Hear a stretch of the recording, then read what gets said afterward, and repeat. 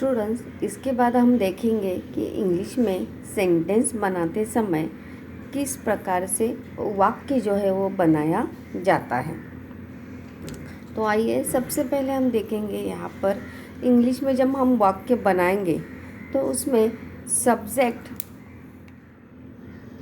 Subject verb और object. Subject यानी कर्ता, वर्ब यानी क्रिया और ऑब्जेक्ट यानी कर्म। इस प्रकार वाक्य रचना जो है वो इंग्लिश में करते हैं। मराठी और हिंदी में अगर हम देखेंगे तो पहले कर्ता होता है, फिर कर्म होता है और फिर क्रिया होती है।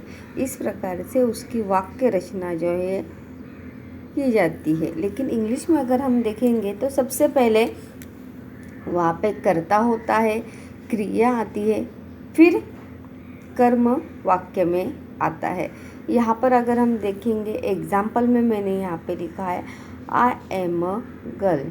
तो वहाँ पे आई जो है ये क्या हो गया, सब्जेक्ट हो गया। एम जो है ये क्या हो गया, वर्ब हो गया। और गर्ल जो है यहाँ पर ऑब्जेक्ट हो गया। वहाँ पर वी जो है सब्जेक्ट हो गया, आर जो है वर्ब हो गया और क्रिकेट जो है वहाँ पर ऑब्जेक्ट हो गया। उसी प्रकार से सेकंड सेंटेंस में भी अगर हम देखेंगे तो वैसे ही हमें देखने को मिलेगा कि she is a nice girl.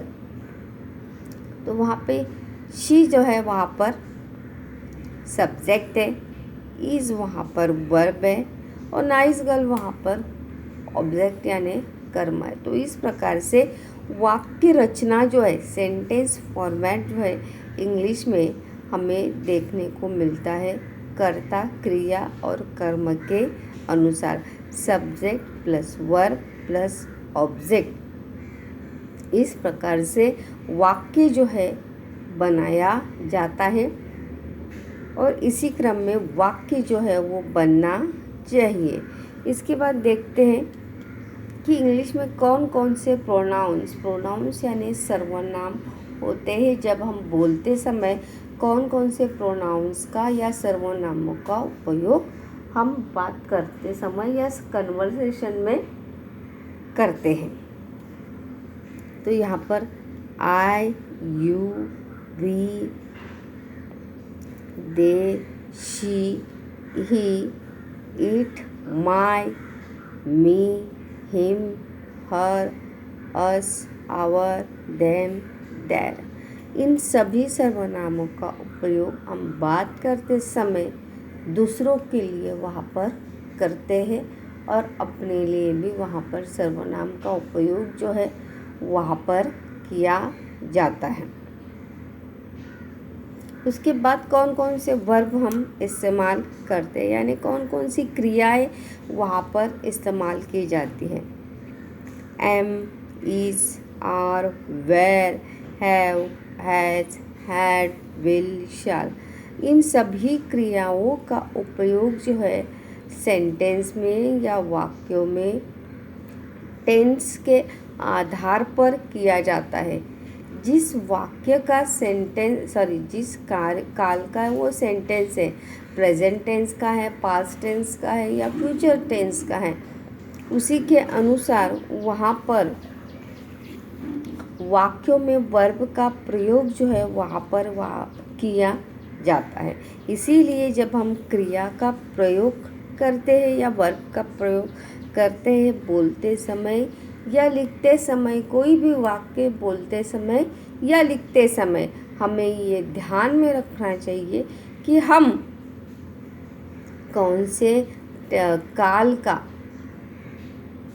Sentence लिख रहे हैं या बोल रहे हैं। प्रेजेंट टेंस का लिख रहे हैं, पास्ट टेंस का लिख रहे हैं या फ्यूचर टेंस का लिख रहे हैं। ये सभी बातें जो हैं हमें सेंटेंस बनाते वक्त ध्यान में रखनी चाहिए। यहाँ पर एक सिंपल बात मैंने यहाँ पर आपको बताई है कि आई के साथ, आई जब ये प्रोनाउन हम करते हैं तो आई के साथ एम का प्रयोग करते हैं। कौन सा टेंस में? प्रेजेंट टेंस में। उसके साथ ही, शी, इट के साथ is, have, has, had, will, shall इनका प्रयोग जो है वहाँ पर किया जाता है। उसके बाद यू, वी, दे के साथ आर, वेर, हैव, हैड इनका प्रयोग जो है वहाँ पर क्रियाओं का किया जाता है। लेकिन इनका प्रयोग करते समय हमेशा इस बात का ध्यान रखा जाता है कि वो वाक्य जो है कौन से टेंस में है, क्योंकि विदाउट टेंस समझे हुए हम वहाँ पर क्रिया का प्रयोग जो है वहाँ पर कर सकते नहीं। मैंने यहाँ पर सिर्फ कौन से प्रोनाउन के साथ कौन सी क्रिया आएगी वो बताया है। यहाँ पर अगर हम देखेंगे तो आई के साथ एम ही आता है। इज़, आई इज़ हम कभी भी बोलते या लिखते नहीं। ही एम ऐसा लिखते हैं क्या? ही एम नहीं। शी एम लिखते हैं क्या? इट एम लिखते हैं क्या?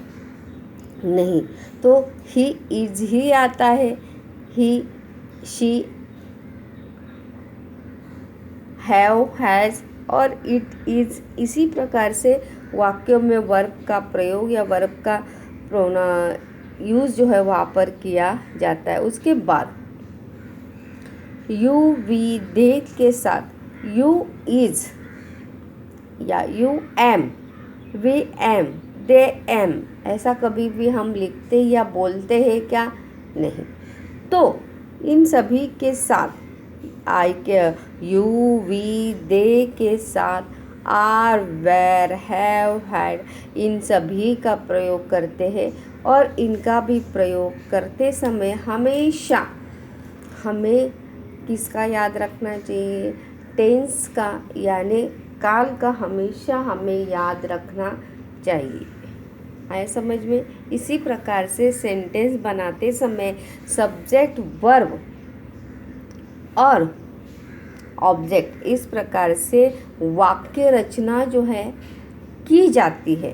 कर्ता और क्रिया और कर्म के अनुसार वहाँ पे वाक्य रचना जो है वहाँ पर बनाई जाती है। आया समझ में वहाँ पर? और वह क्रिया का इस्तेमाल करते समय हमें हमेशा टेंस ध्यान में रखना चाहिए कि जो हम वाक्य लिख रहे हैं वो वाक्य प्रेजेंट टेंस का है, पास्ट टेंस का है या फ्यूचर टेंस का है। इस बात का ध्यान जो है हमेशा हमें रखना चाहिए जब हम सेंटेंस बनाएंगे या सेंटेंस लिखेंगे। इस प्रकार से इसमें हमने देखा कि किस प्रकार से सेंटेंस फॉर्मेट करते हैं।